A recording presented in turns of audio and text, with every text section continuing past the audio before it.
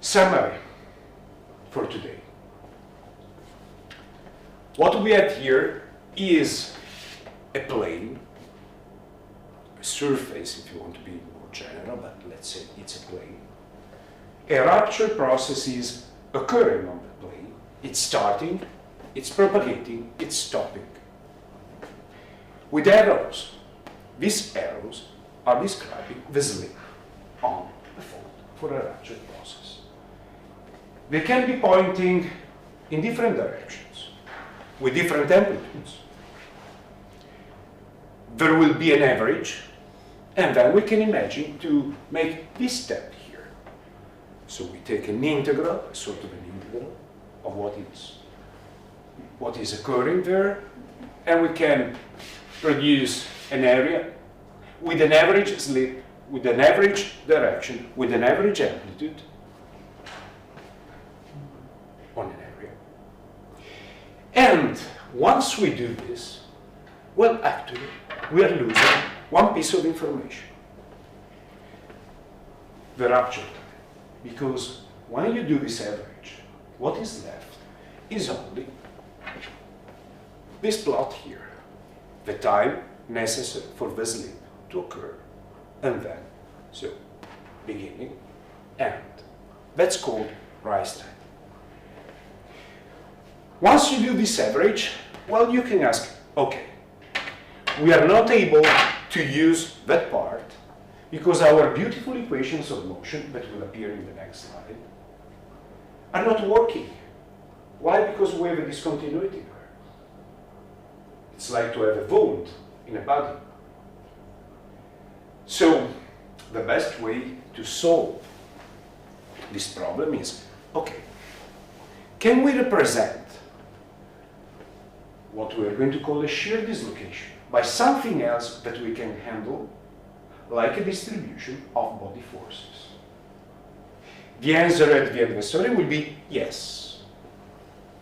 If we are so far from the source that we can imagine that it is a point, then it's a double couple. End of the story. It's a prequel. Is that a point? Let's say a source, right? That's a source, that's a source. The sun is a source of EM waves. Is it a point? Is the sun a point? No. Is Alpha Centauri a point? Yes. Because if we are so far from a source, then a beautiful star is a point.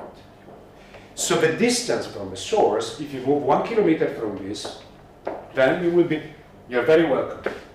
Was it supposed to be at 9:30? There are two versions. Oh. Okay. One version is the spoken word that I was telling 9:30. Then there is the written version. Yeah. I was sending an email with 9:50. Oh man. It was an exercise. Okay. Just to see if you were. No, don't worry. I'm so sorry. I decided 9:15 because then we have 10 minutes to have a coffee before the seminar. I'll remind myself that it's It's the first official slide. okay. So, if you move away from a source that is not a point, but if you are so far that you can assume that it is a point, it's called point-source approximation. Then, the answer at the end of the story is yes, you can move the fault with the terrible and beautiful dislocation on it, and you can represent it with a double couple. We can represent it with a double couple. A double couple. This is one force. No, that's a silly man trying to make a force. That's a couple. Do you want to see a couple? Yes, I know, yes, good job. That's a couple. Yeah. If you apply a couple, you will have rotation.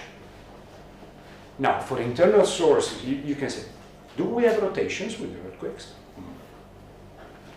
No, because a tectonic earthquake is supposed to be an internal source. So we have no net rotation. We may have, for giant earthquakes, a tilt of the axis of the rotation of the Earth. but that's due to mass rearrangements. That's different. So you can say, well, a force is moving things, right? A couple is rotating things, but the net resultant is 0. What is the simplest case that is giving no resultant and no moment? Well, a double couple. So it's nice. And that's it. Do you trust me? No, you can't. But we can trust them. So today's topic actually is called representation theorem. It has quite a long story dating back to the 1963 when Maruyama was publishing a paper, a seminal paper. It had a Japanese version, but later on Haskell published an additional paper, and then Boricek-Knapov published the paper. 1964, not so long ago. And here I was reproducing the abstract of the paper. And I tried to put in bold the important statement, sorry. So, for displacement dislocation, the double couple is an exact equivalent body force. This does not mean that we have a double couple inside the Earth. So if you dig it, you cannot do paleoseismology with looking for double couples. Crane cannot go on faults and look for double couples. But from the radiation of seismic waves point of view, it's the same. It's a simple statement. Okay, and this paper is so important that in the next years has been so much used that, for example, José Pujol, that is a famous seismologist, decided to publish a tutorial on that paper. And you can find it on the web. And there are many words here that are containing some interesting notation. For example, dislocation is an English term that is the translation of an Italian one, because Voltaire was using distorsione for Italian people. We can use it. When Sir Edward Love, no, it was not Edward, but I don't remember the name, but Love, the one of love waves, okay? When he was reading that paper, it was, okay, if you want to describe this, let's call it dislocation. Okay, so you can read many things about the representation theorem. The original paper, the tutorial of the paper, Viaki and Richard's chapter devoted to it. What we're going to do now is just a short summary of it. It will be a mess. A mess is starting. Now, for at least 2 of the persons in this room, excluded, you should recognize something. Yeah, conservation of momentum. No, wait. We spent half of the course on wave physics to build this. These are the equations of elastic motion. Yeah. The body force and surface force. Now, you have to remember, so I assume that you studied them because we spent a course. But these are simply equations of elastic motion. If you want is, we started from sound wave equation, if you remember. This is very simple. That's Newton's second law force for a unitary volume is equal to the forces that are applied to the body. And we have just 2. Body forces and elastic forces that are represented by the stress tensor. Very simple. Okay. Inside there, you can find P waves and S waves for a homogeneous, infinite, elastic medium. And we did it. If you remember, we decomposed the equation and we found P wave equation, S wave equation. But usually, when you study this problem, you assume, lazy people, no, you assume that body forces are not important for us.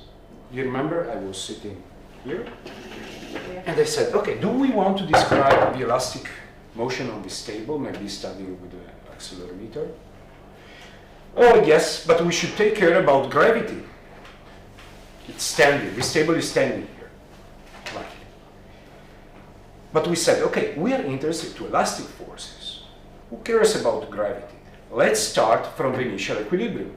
So we assume that gravity is balanced by the floor, and let's study the equation of motion without F. And we did it. Now, so if we delete F in that equation, then we can go on and find P waves and S waves. And we did it. Technically, assuming that F is 0, we solved the homogeneous version of this equation. Because you can put this term on the left, and you say, okay, that's equal to 0. So we have a differential operator, that is this, inertial forces, elastic forces, that's 0. What are the solutions? Okay, plane waves, for example, like B and S. Nice. Then, when it's not 0, that's a different problem. And it's called an inhomogeneous differential equation problem. So if you remember, body forces were in the game, but we kicked them off. Lazy. Now, it's time to use them in order for them to be useful to us. What is the simplest problem with non-homogeneous term? Long time ago, we studied the pendulum. So you can start with an initial condition. You can solve it. You know how to solve it. Good. But in one lecture, we studied a different problem.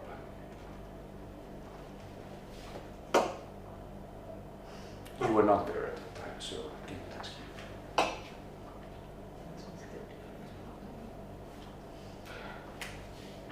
Have the Iranian friend received? Yeah, he received, but we don't know why he's not here. Okay, good.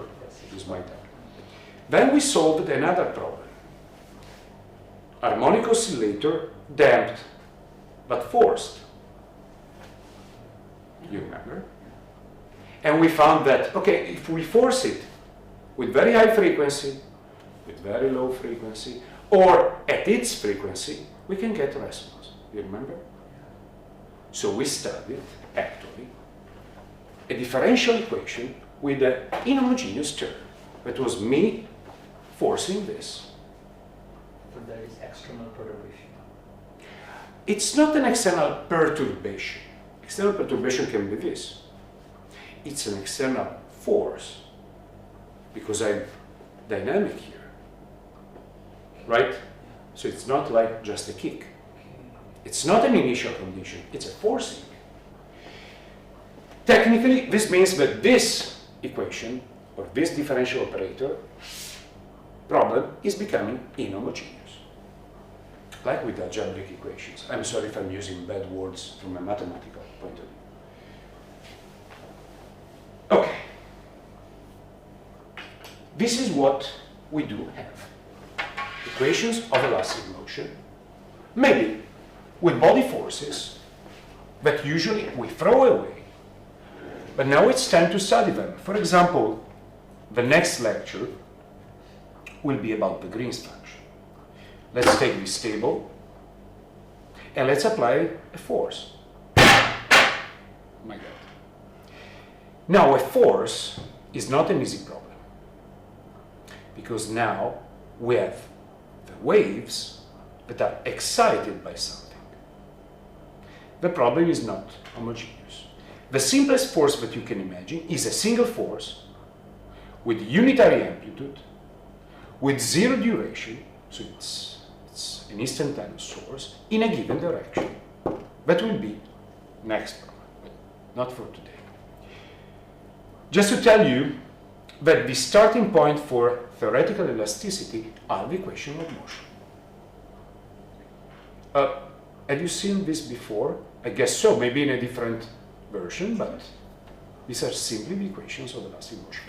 Please, let's remember that to solve them, in order to solve them, we need to specify boundary conditions. Okay? They are not written here. So it could be a table with a free surface, free surface, free surface. Inside the body we can have heterogeneities and stuff like that. So boundary conditions, initial conditions, and maybe a force. Okay? Okay, time to start. From now on, there will be slides with many expressions in it. Let me tell you one thing. At the exam, I will not ask you any detail that is there. Okay? I will just ask you the logic. So, step number 1. Do we have solutions for this problem? And if yes, are they unique? If not, we can go home. It would be beautiful to go home now. But no, uniqueness theorem is saying, okay, look, if you take an elastic body, you define the boundary conditions and initial conditions, then the solution is there and it is unique. So we can go on, but we cannot go home. And these are just some traces of a solution. Well, you specify boundary conditions, initial conditions, so you have to be polite in using the differential problem. You can imagine to have, and this is what we will use, to have a strange elastic body with a given volume, with a given external surface, the Earth. Wow. But if we define boundary conditions over a finite volume, and we specify the initial condition, maybe someone who is kicking, okay, we can find the solution, and it is unique. What is the solution? It's our seismogram. It's the displacement inside the body as a function of position and of time. It's our seismogram. Okay? So today we're going to act for this. Hint for the proof, okay, let's imagine that we have two, then you do some algebra, and you will find that they have to be the same. Good. Not good, because we have to stay here. Next. And now the mess is starting. We are going to use, to obtain the representation of the theorem, a very powerful theorem of elastodynamics. It's called reciprocity theorem. And we have to imagine to have two sets of problems. Let's imagine that we have body forces applied there for the first problem, given boundary conditions for the first problem, and then we have the solution of that problem. Let's imagine to have another set of body forces. We specify the proper boundary conditions, and we have another solution.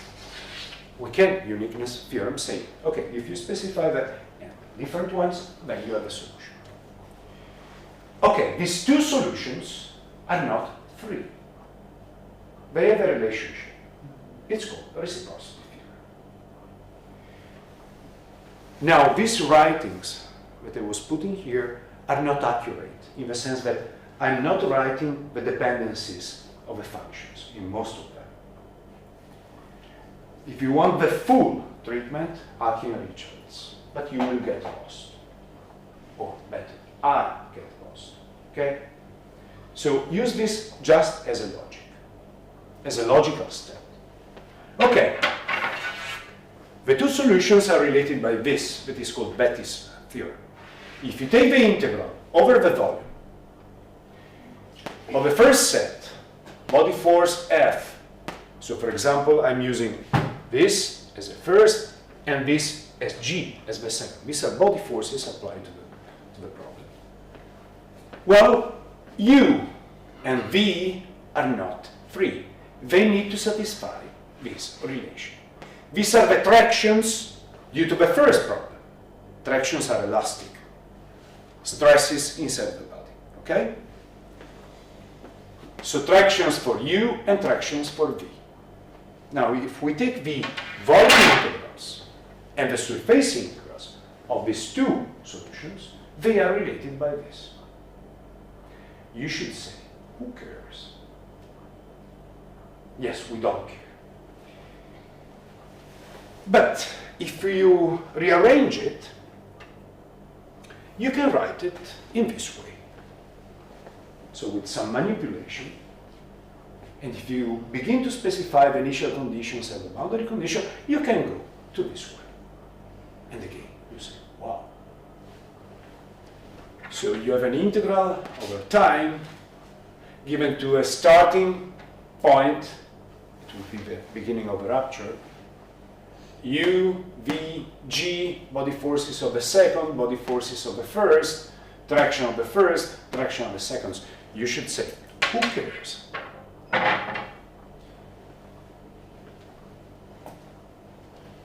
Who cares? So, for example, I take this table. I apply the first set of body forces. I induce stresses in it. I induce motions in it. And this is maybe what we want to know. And then I apply a second set of body forces that are inducing a second set of tensions, a second set of motions. Well, these two sets are entangled in some way by this. You should ask me why we are doing this thing. Because if we know one of them, then maybe we can use our knowledge to deduce the other one. That's the trick. And the question is, do we know something? Okay, let's make a pause there with something much more simple.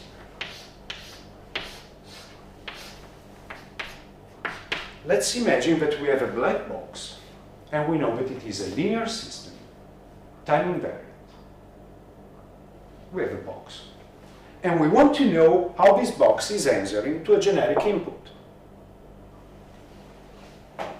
Now we can say, okay, let's take this box and ask the simplest question to the box. A punch, a delta.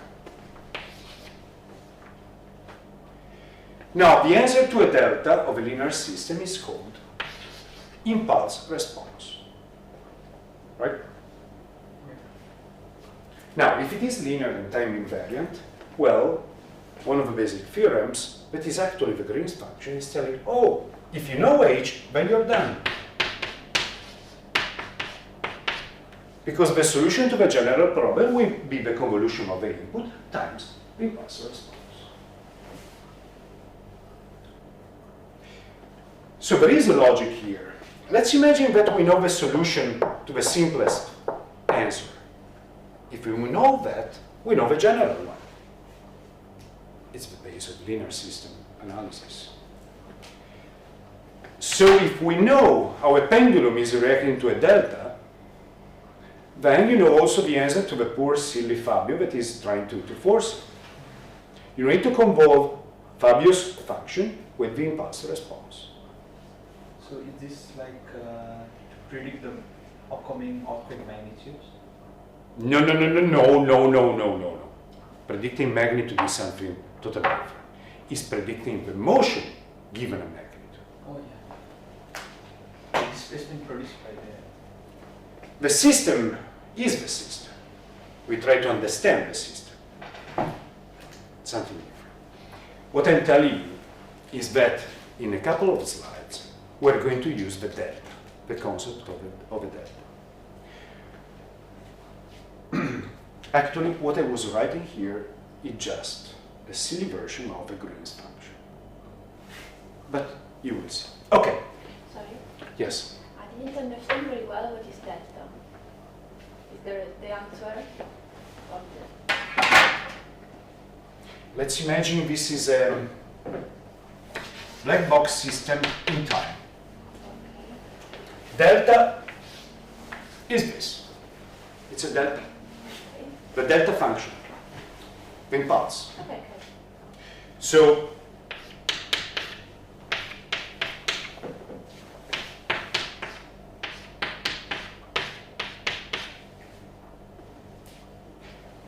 if we use just a function of one variable, that is time, that is the delta.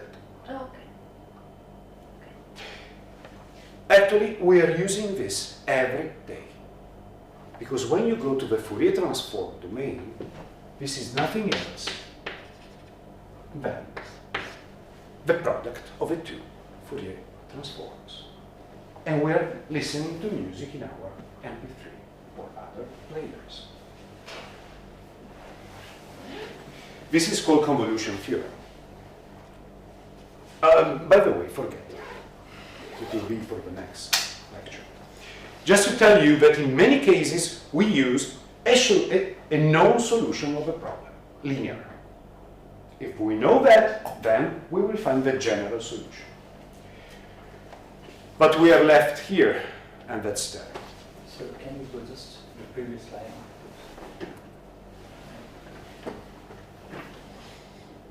Do you like it?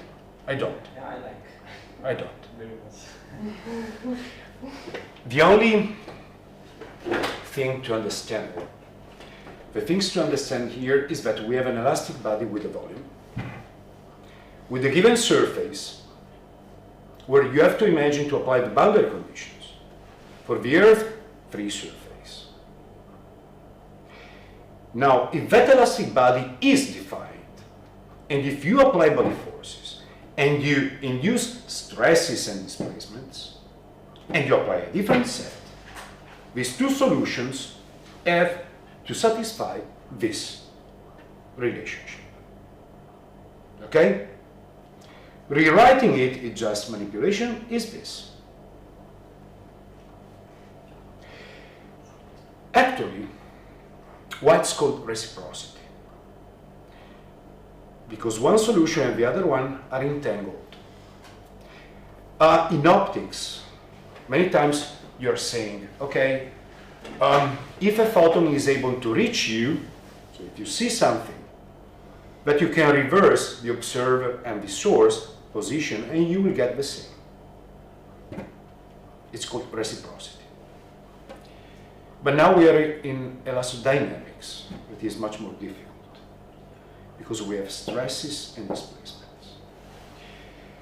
Okay, still it's not what we need. But now we need a definition. And this is what I was trying to plot there. I know it's a mess, but now, with this definition, we're going to use Betti's representation theorem, changing from G and V what we know. And we are going to write the other one using what we know. So, let me anticipate. If I record the answer of this room to a delta, it's not a delta, but sort of. Then I know the answer to the impulse. I record someone singing in a beautiful anechoic room. I take the singing and I convolve with the answer to the delta. I can imagine to put the person singing in this room. That's the idea. Without asking to a very famous singer to come here. Okay? And what we're doing now is a definition. It's not the solution, it's the definition of a Green's function. Because that's the second break that we need. to climb the wall, if you want, the second step of the stairs that we need to climb the wall. So we have on one side now representation theorem involving two solutions of a problem that we want to solve. Now let's define one of these solutions. And we're going to define what is a Green's function. Now, from a very simple and mathematical point of view, let's slide this coming from that. Let's imagine that we have a linear self-adjoint operator, whatever. Could be the harmonic oscillator, could be the elastodynamic equation of motion. We call it L. Okay? We apply the operator to U. Not to U, but to U vector. And now we have a problem, because it's not homogeneous. The solution is F. So the inhomogeneous term is F. Let me recall you this. One version, more complicated, of that L is this. Okay. L is linear, self-adjoint, differential operator. For simplicity in this slide is with one variable. X could be t, for example. Now, let's imagine that we know the solution of L applied to U when F is a delta. Delta is the delta function. Okay? It's zero everywhere except in a point. Mathematicians do not like to call it a function. It's a distribution. Because it's singular, but physicists say, okay, the integral from minus infinity to plus infinity is 1, so we normalize it. It's a distribution, but we call it function. Good. The solution to this problem, we call it Green's function. It's a name. I'm Fabio, that's Green function. So it's the solution to the problem, linear problem, L applied to U when F is a delta. It's a name. Are we okay here? You could say, so what? Well, in the next slide, a very short proof or consequence of this naming here will appear. Because remember, we want to solve this when F is general. But let's imagine that now we know G applied to X when we have a delta in S. So here, there. But now I'm clapping my hands here, in this point. If I clap my hands there, the sound will be different. Okay? And according to in the place where you do hear the sound, it will be different. So U, X, and S will be the position of the receiver and the position of the source. Okay? Good. That solution we call it G. Now we take this one and we multiply it by the same amount and we take an integral. Let's see what happens. Sorry, this is an integral, it's missing one part here. So let's take the equation, we multiply by F, and we start doing the integrals. Wait a second. Now, let's see what we do have here. Remember, we are using this and multiplying it by F. Okay. Good. Let's take this, for example. I'm sorry, now we need maths. The integral of a function times a delta is the function computed at the place of a delta. So here it's f of x. Wait a second, f of x is L applied to u of x, so it's this. Now what do we have here? Well, wait a second, L is linear, An integral is linear, so we can take out L. Now, what is this? Well, it's the G applied to F, and this has to be equal to this. L, L, so we now know U. U is the integral of G, of the Green's function, times F. You could say, so what? If we know G, we know the solution to a general inhomogeneous term. It's like this. If we know the answer of a linear system to a delta, using convolution, because actually this is convolution, we can write the answer to a general answer, to the general question that we apply to the linear time invariant box. And we use it for filtering whatever. So that's the beautiful consequence of a definition of a Green's function for a linear operator. Green is called after George Green, who did these passages. And Green's function concept is used in many, many fields. Electrodynamics, quantum mechanics, and I'm sorry for you, elastodynamics. Let's take a 1 minute thinking. We have not solved the problem. This is our problem. We have not solved it. But if we know the Green's function, we can solve it. Okay?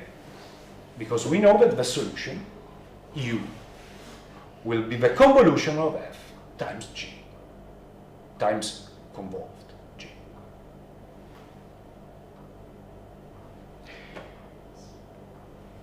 So, if we clap our hands here, and we ask a singer, to Pavarotti, we cannot ask about someone else, your preferred singer, to Billy Joel, I don't know, a modern one, please stay in New York, but sing, and we convolve, we can have Billy Joel singing here, if it is linear.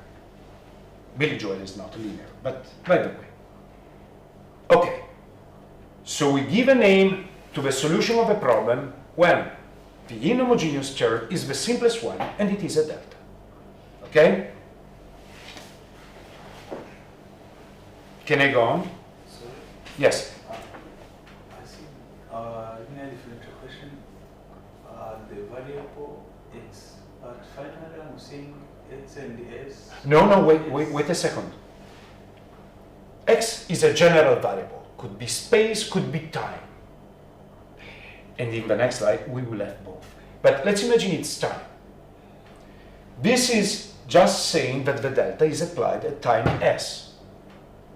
Remember, when you write delta of x,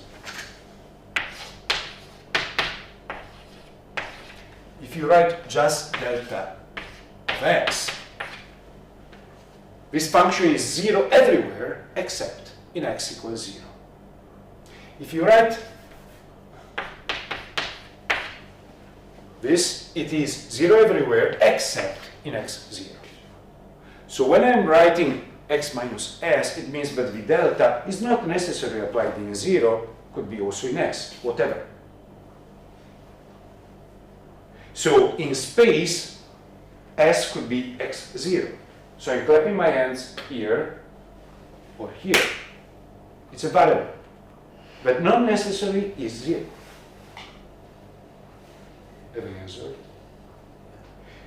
So when I'm saying that the Green's function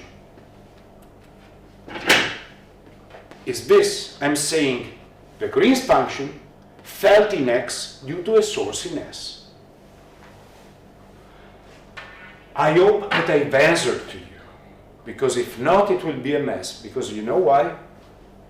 Look at the next slide. Okay. Relax.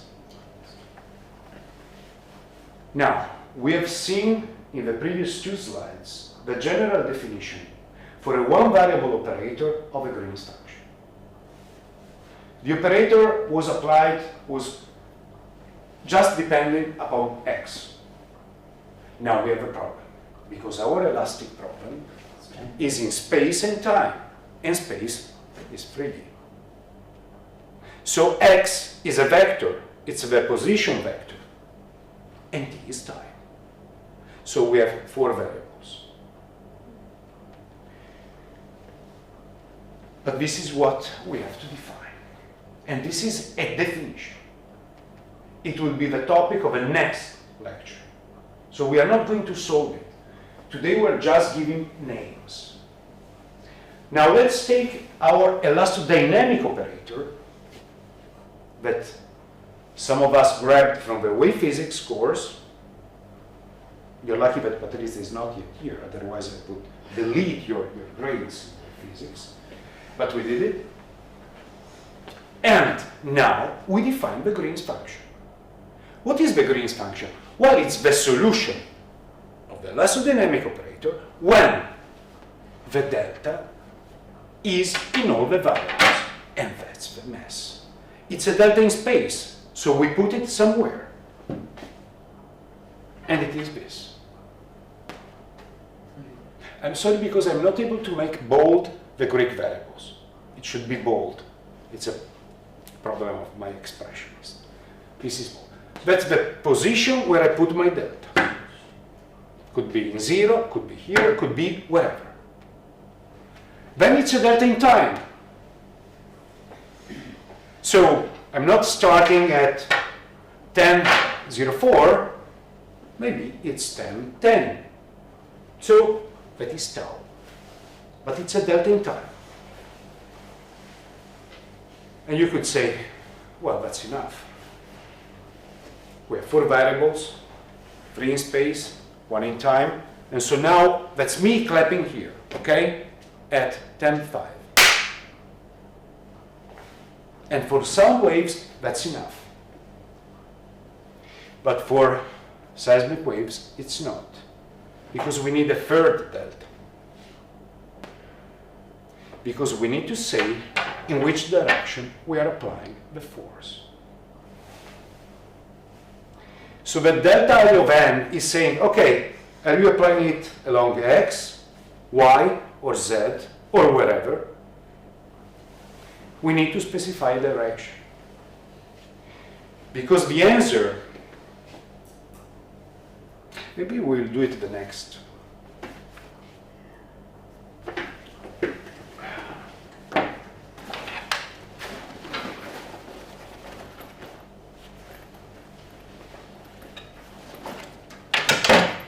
I do not guarantee that it is working. Let's hope.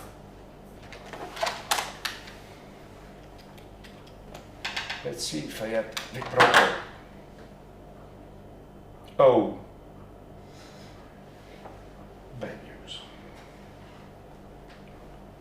Very bad news. That is exploded.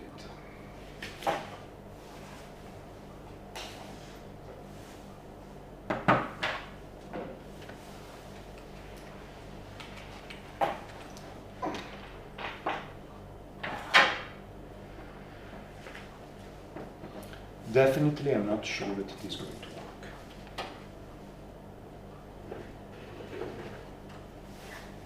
work. Okay. Forget about brands here. Now, that is an accelerometer, a silly one. 3 components of motion. 2 horizontal and 1 vertical. Okay? Now, if I do this, or I do this, the answer is different, right? Or if I do this. Now I know I'm not a single force, I'm a stupid person, but okay. So if I knock here, or I knock here, the answer could be different, and that's space. The time will be different if I start now, or in 5 minutes, you have to translate it. But direction is important, because in this direction and in this direction, the answer is different. Have you got the point? So the Green's function is a function of the place where you record, and if I move the mobile phone, I will get different answers with the same source. So it's a function of the position of the receiver, position of the source, and time, and, I'm sorry, the direction, because we have a solid. For fluids, direction is not important, so you can clap your hands as you want. It's a scalar problem. This is a vectorial problem. Okay? Space, time, direction. Now what I'm scared about is this, because this is blinking as a crazy. My poor computer. Let's see. Otherwise, restart and blackboard. Bad news. No. It's still blank. Bad news. No. Okay. Bad news. Now, this is the definition of a Green's function. Wait a second. We need to specify the f as a delta, direction, position, and time. Okay? Now, this is the tensor that is relating stress and displacement. It's Hooke's law. Yes. Yeah, That for homogeneous bodies, it's just lambda and mu. Or if you want, for engineers, Young modulus and Poisson ratio. Yes. The solution of this problem is called G, the Green's function. Wait a second, it's a tensor. You know why?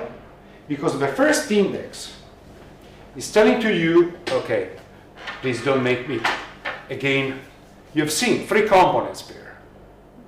And the first index is saying, are you looking into X, Y, or Z? Okay? The other index is the direction of the force. So you may have GXX, that means the answer in that place in the X direction due to a force in X. YY, ZZ, XY in X when you're kicking in Y, and so on. It's a tensor. And This you, function is a tensor.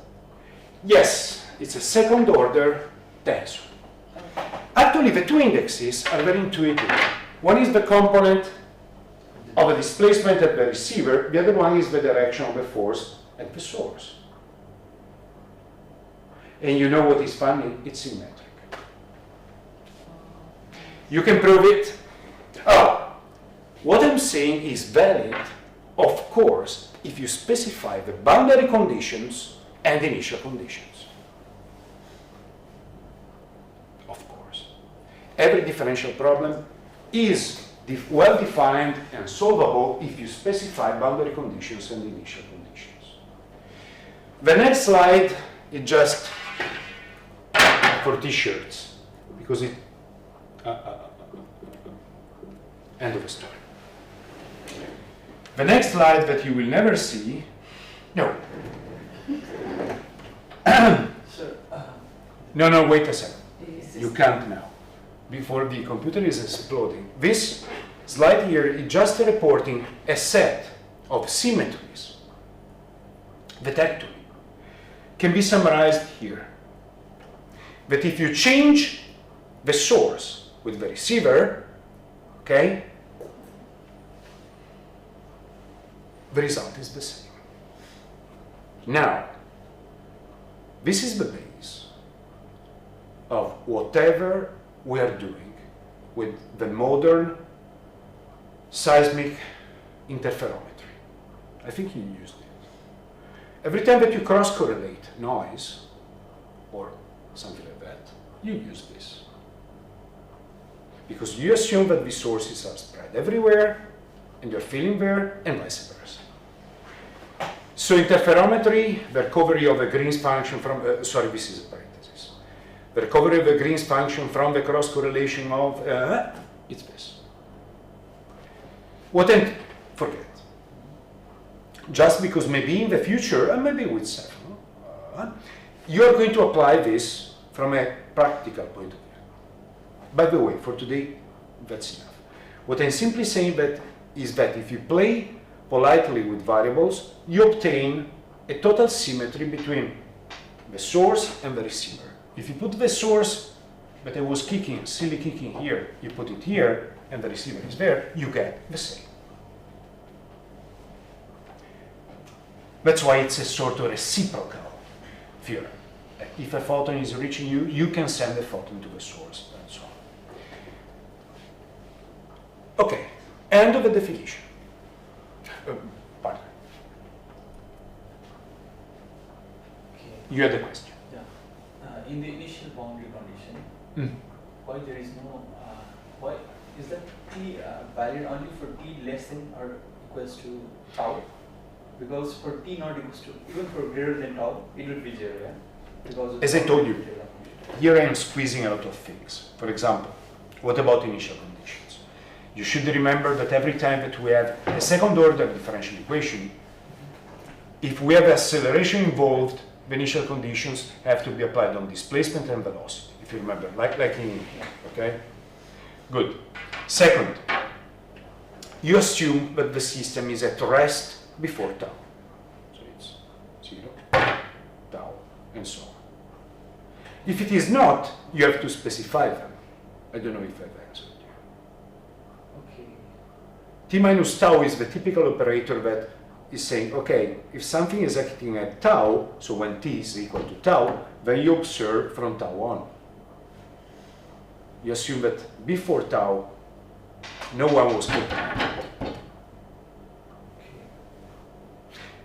This t minus tau here is saying the delta is acting at t equal tau. You can put also that of t, but you're assuming that the delta is acting at t equals 0. You can put here that of x, but you assume that the delta is in the origin. Okay?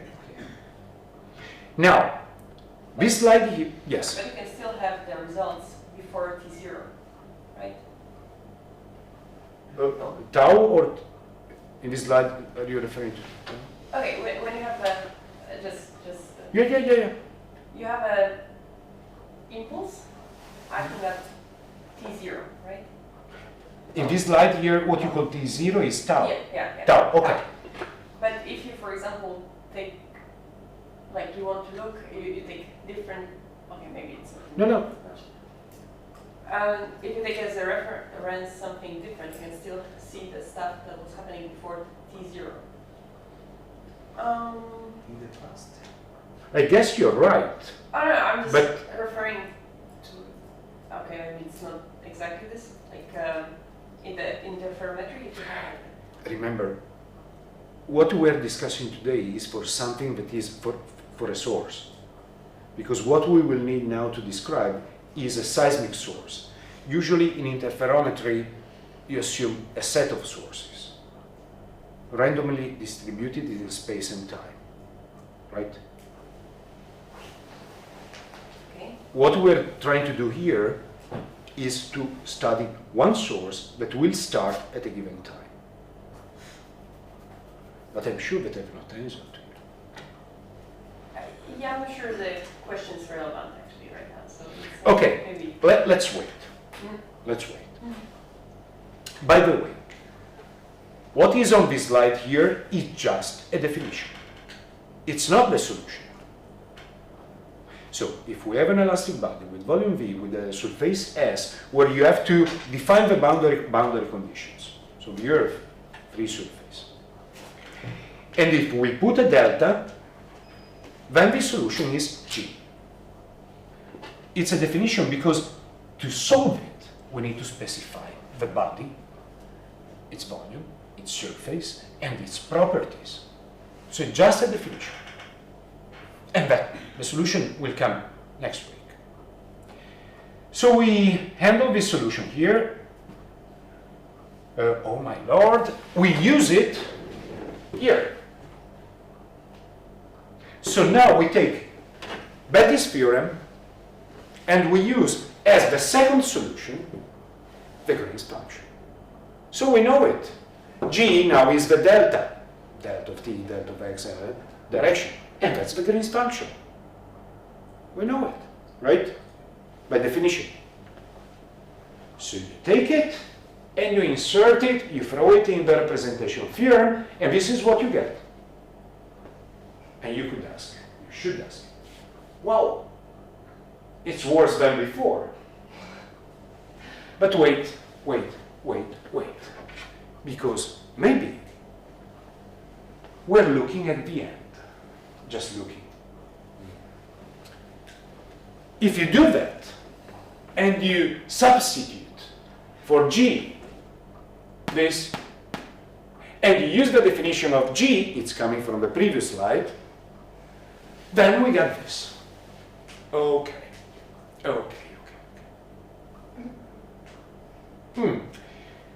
This is telling us that now the displacement in our body, due to a body force F, that still is not specified, over a volume V, and all the integrals on S, is made by this. Can we do something here? Well, we are going to do it. Cutting many of these pieces here. But let's give a look to what we do have. First, we have an integral over a volume, our volume, of the body force of a solution that you are looking for times Green's function. Oh, that's easy. This is like this. Plus an integral over the surface of what? Well, of attractions decided by F times the Green's function. Let me tell you, these two terms will disappear in 1 minute. Plus the integral over the displacement inside the body over all the surfaces that have a normal, I know that's tricky, pointing in one direction, times the time derivative of a Green's function. Oof. It seems that it's getting worse, not better. The problem is that integral there, okay, I think I put here a short version. Yeah, there it is. Short version, it's the same, but without dependencies. Okay? So, the displacement field at the point of a volume V, somewhere here, okay, U of x as a function of t, that's what we're looking for, is made by a volume integral over the body forces, convolved with the elastodynamic Green's function. A surface integral over the tractions, convolved with the empirical Green's function. A surface integral over a quantity that is a little bit complicated, convolved with the spatial derivative of the Green's function. Is that EGF? Elastodynamic Green's function. Okay. Sorry, it's this. Okay. Okay. Let's take 1 minute rest. Now, what do we want to describe from now on? Well, actually, we want to describe the motion into an elastic body due to a shear dislocation. That's our target, right? Do we care about the real body forces? No, because I'm lazy. Today is Friday. We have a weekend. Come on, who cares about the body forces? So the first term will be wiped away. That's gravity. That's the real gravity. Okay. The first term will disappear. We will neglect it. What about the second term? Oh, pardon. I'm referring to this one. That is this one. Now, let's take into consideration our shear dislocation. We will assume that the tractions over the fault are not important because we are not describing something like that. It's not opening. Okay? It's sliding. So we will assume that the tractions passing what we are going to call the fault plane will be continuous. And that term will disappear. We will be left with something that is a slip over a surface. And this is what we need. Now, what is the tricky part? That I will cut it in just one slide.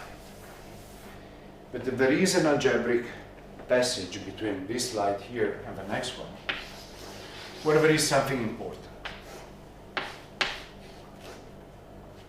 We have our elastic solid with the volume V, with the external surface S, where we will apply the boundary conditions, and then now we have a fault where we have a shear dislocation. What does it mean? We have a discontinuity in displacement. Just in displacement, not in traction.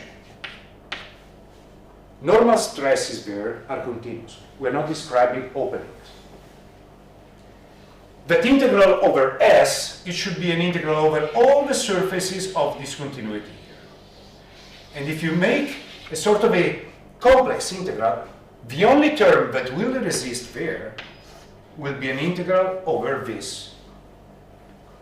And it will be proportional to the displacement discontinuity.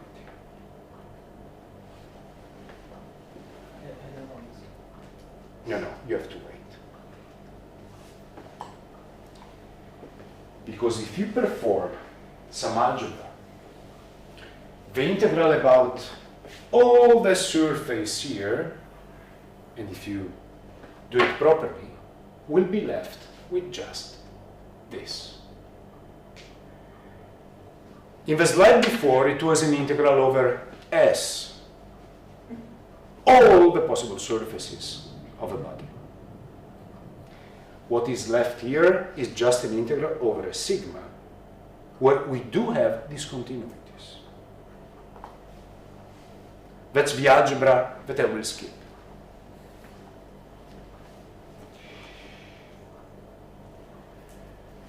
Now, I'm not able to map it, but you have to imagine that this line here is a surface. It's a fault inside the body. Okay? So it's 2D.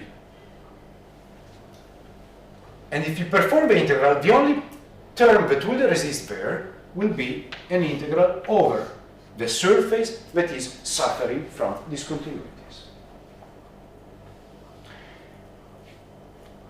As I told you, this term that is about the whole volume of the body, we will neglect it. We don't care about gravity. We will start from a self-gravitating Earth. Away. What we do have here is the integral over the fault of a discontinuity in tractions. Now look here, where square brackets are used for the difference between the values on the one side of the fault and the other side of the fault. Okay? Remember, it's a discontinuity. Now in tractions, for shear dislocations, there is no discontinuity. And this term will be 0. So the end of the story, my friends, is that what we will resist here will be this. And that's the discontinuity of a displacement on the two sides of a fault. It's slip. Okay? So do you remember the first picture of the lecture? The arrows there? Okay, that's it. Now, since the term that will be not 0 will be just this one, we have to give a look to it. What do we have there? Discontinuity in displacement. Let's slip. What is C? Actually, it's representing the material properties. To cut the story short, it will be lambda and mu. Lambda and mu. Lambda and mu. Oh, I was deleting it. Lambda and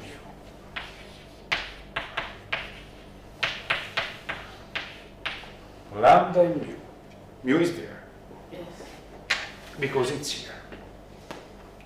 What is ni? That's funny. Ni is a unitary vector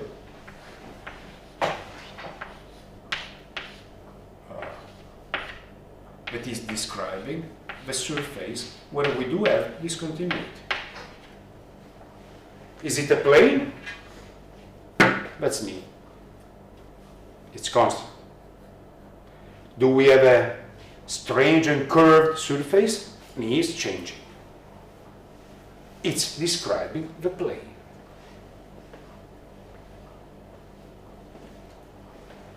This. What is this?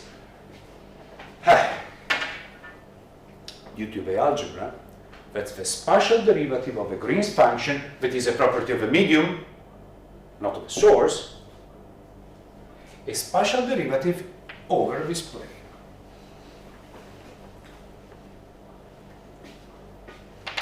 Now, it's a mess. But we are towards the end of the story. So what do we have here? We have a discontinuity on a surface. The surface is described by this vector here that is nothing else than a direction vector trying to describe the surface. If it is a plane, ni is constant, and it is just the normal to the plane. Actually, it's the fault. If you remember, during the last lecture, we described the fault as a plane with two angles, strike and dip. That's ni. U is the slip, here, this one, on this surface, on the plane. This is the description of a material where we have a fault. And this is representing the medium, but it's spatial derivative. So, oh no, that's terrible. I have a question. Yes, I have many. Okay, n is the direction, right? X, Y, Z. Yes, it's representing. Good point. Good. You're right. In the passage between this and the other one, there is a change of variables inside that is on Aki and Richards that I was skipping. But let me answer to you. Yes, n is the component of a displacement that we want to measure somewhere here. Okay? U, that's a vector, so it's x, y, z. That's n. And n is here. So, Let me tell you one thing. This is a messy sequence of indexes. On Monday, we will start again from this part with the specific example. And you will see how this strange sequence of indexes will rearrange in a very simple fashion. One thing that I was maybe never, because I'm used with that. I hope you do remember that we used since long time ago the repetition of index convention, Einstein notation. So repeated indexes here means summation. Penso si usa anche in matematica. Convenzione di indici ripetuti. Okay, so when you see a repeated index, it means that you're summing. summing? You're summing the terms. It's called Einstein notation. And for me, it's, for example,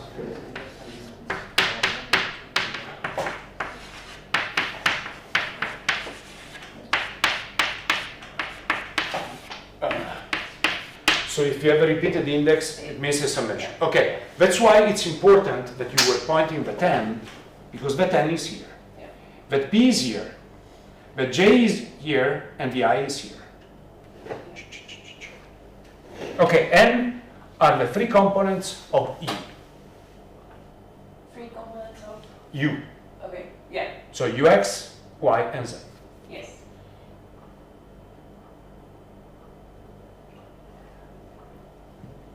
Okay. Remember the Green's function. It's a tensor with two indexes. The first is symmetric, but the first index is referring to the three components at the receiver. And you see that N is here, N is here. P are the three components of the source, and P is here. That couple will result in something much more simpler in a few slides. And I the same. Okay. And J? J actually is here and here. Ni are the three components of the vector normal to the surface. Still, this beautiful expression is general. But once you apply it to a specific case, you will see that all these multiplications are cleaning themselves in something much more simple. Now, I really hope in 10 minutes to take you out of this mess with a simple version of this. But still, I want you to show and to admire this expression in its full beauty, or in full tremendousness, I don't know. But now the fault is appearing, Ni J, strike and slip, strike and dip, sorry. The slip on the fault is here, the material where is embedded the fault is here, and that's the medium.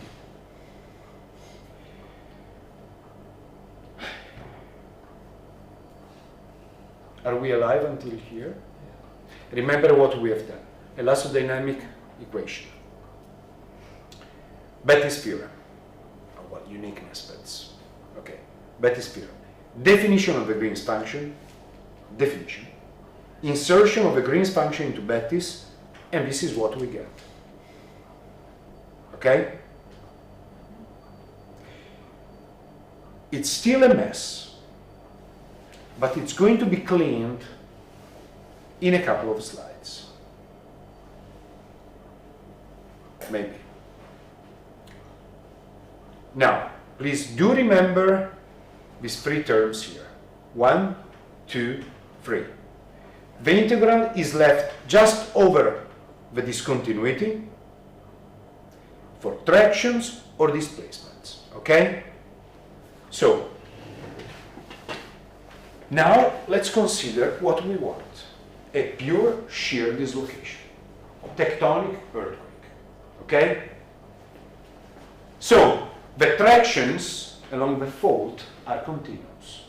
And the second term vanishes. Because we're not describing this. Just this.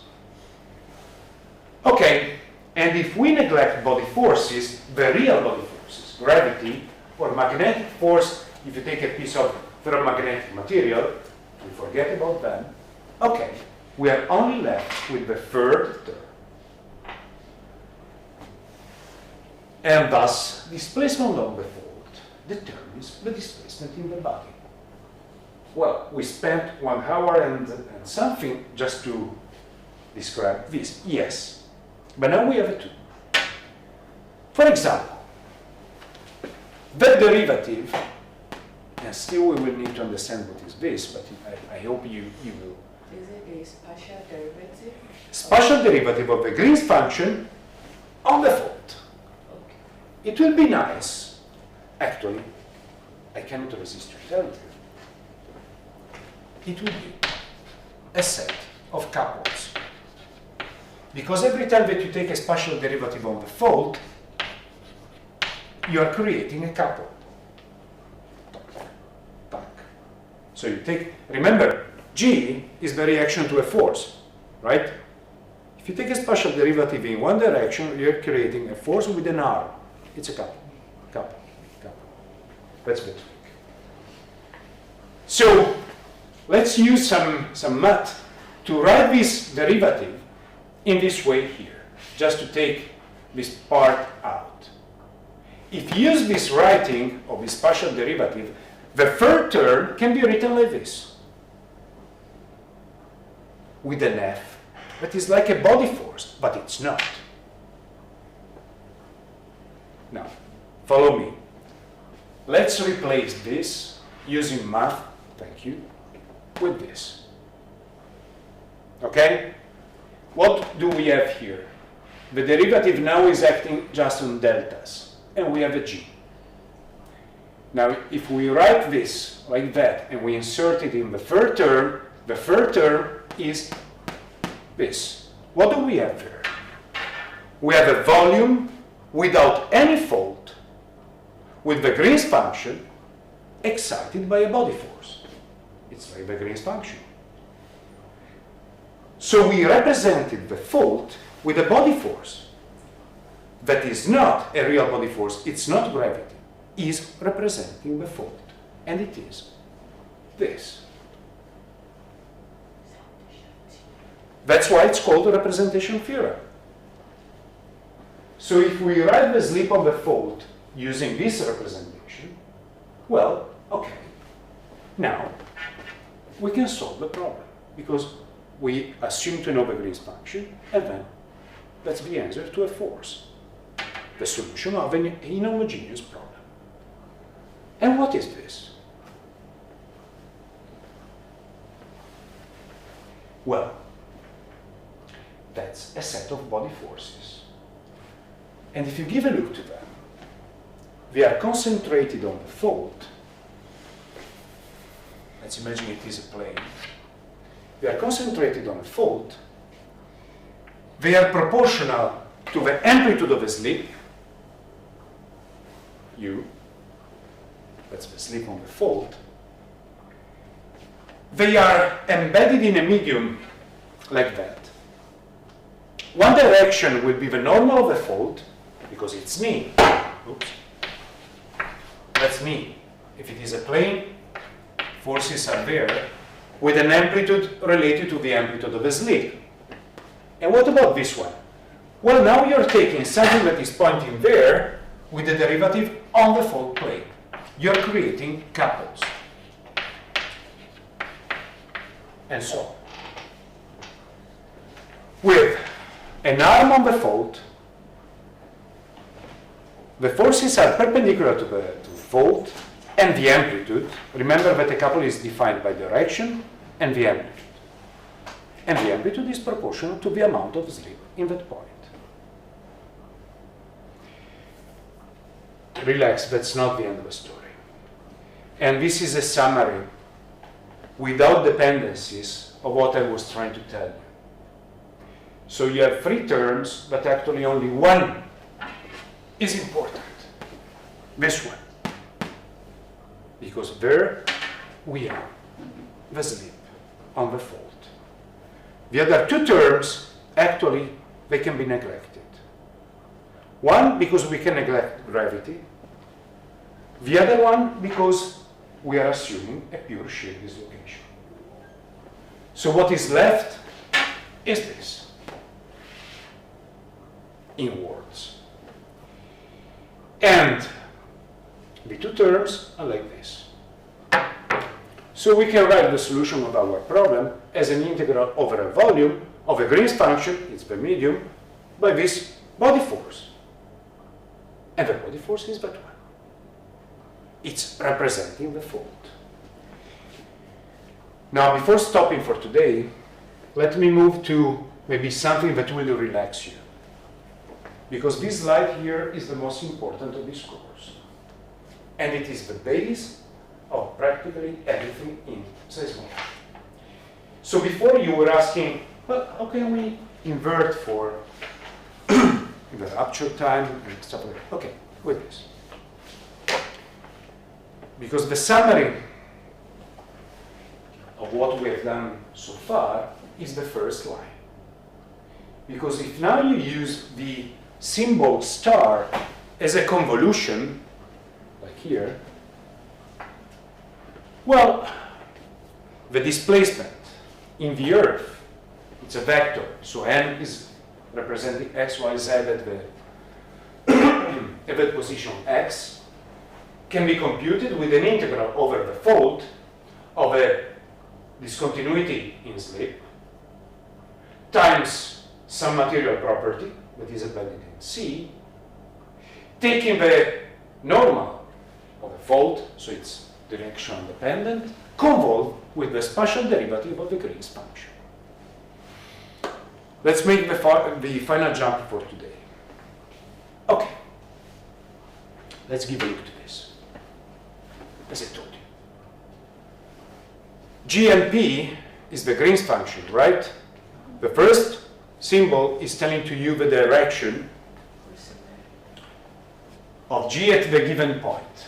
Okay. Now what about P? P, if you remember, is the direction of the force that is acting for right? Okay. And this is telling to you, okay, let's take an arm in direction Q. P, arm, that's a couple. Okay? This is a couple with a force that is proportional to this. And now let's give a look to this quantity here. Since the first lecture I was asking you, what are the dimensions of lambda and mu that are in C? They have the same dimension of stress, because it's the relationship between stress and strain. Strain is unitless, so that's stress. So this is a force over an area, right? What about the dimension of this? Nothing, it's just direction. What's the dimension of this? It's displacement. Wait a second, because this quantity here is called moment density. It's a force times a displacement over an area. That is called moment density tensor, and you know why? Because II, JJ, only PQ is left. And with this definition you go here. Oh, now it's easy. PQ, PQ, N, N. So it's a moment tensor density convolved with the spatial derivative of the Green's function. Let's make the final step for today, and you will see actually maybe the most powerful and simple expression of this course. Please give me, I'm tired this year, but give me 2 minutes because this will be the final slide for today. Now, final step. Let's imagine that our solid, our Earth, is isotropic. CIJP will be left with just lambda and mu. Okay? And then let's assume that on the fold we have just a pure shear dislocation. What does it mean? That the direction of a slip, U, is normal to the normal of a fold, right? The slip is on the fold, the normal is there. So we are orthogonal, right? That's a pure shear dislocation. We're not opening the fold. Okay. Now, if we write this for an isotropic solid, that's the full expression. Lambda, K, K, P, Q. Wait a second. KK is a scalar product between me and you. And the scalar product of 2 orthogonal vectors is 0. Yes. Yeah. So what we're left is this. Oh, PQ, QP. It's symmetric. It contains just mu. Of course, it's a shear dislocation. And it contains the vector product of you and me. Good. Final step. Now let's imagine that we are so far from this that we can assume, so let's imagine that our Earth is very large and we are seated here, and all these tiny pieces in the integral can be computed with the integral. And we compute an average of MPQ over the fold. Okay, that's called moment tensor. And now it has the dimension of a force over an area times a displacement times an area. That's a moment. And now the final expression of the displacement induced by shear dislocation that is represented by a moment tensor MPQ can be written like that. Now it's very tiny. Wait a second. Now it's very tiny because we have a second order tensor, symmetric, that is describing a shear dislocation of a fold convolved of a spatial derivative of the Green's function. PQ, PQ, N, N. So we started with pages full of expressions, and we arrived to this one. As a sort of a final message for today, the only condition that is allowing you to average the moment density tensor, okay, you get it, is that you are far from the source that you can consider it as a point. It's called point source approximation. So you stay so far from that lamp that you see it as a point. You stay so far from a star that you see it as a point. How far? It depends on the dimensions of the source. So it's 40 centimeters, let's move 200 meters. It's 1 million of kilometers, let's stay 1 million of kilometers. If that is a good assumption, it's an assumption, it's a model, then you can squeeze all the information in one point, you can average this one, and you have MPQ. And wait a second, MPQ is symmetric. So all the mass of the source now is in 6 quantities. And give a look to this. N is the component that can be read also here. So you were asking this before. UN, right? So UX, Y, and Z, right? Now look here. That's the Green's function, X, Y, Z, first index. The second one is P. And here we have P. And here we have comma Q that is telling you, okay, a body force along P with an R in Q. PQ. Just to tell you, wait. Okay, that's the moment tensor. We will start from this on Monday. But those 6 quantities there, and it is symmetric, are 1, 1. What does it mean? A force in 1 and VR in 1. Okay, it's a dipole. 2, 2, it's a dipole. 3, 3, it's a dipole. Now, let's imagine to take this 3 here, the diagonal terms. If you put them together, it's an explosion.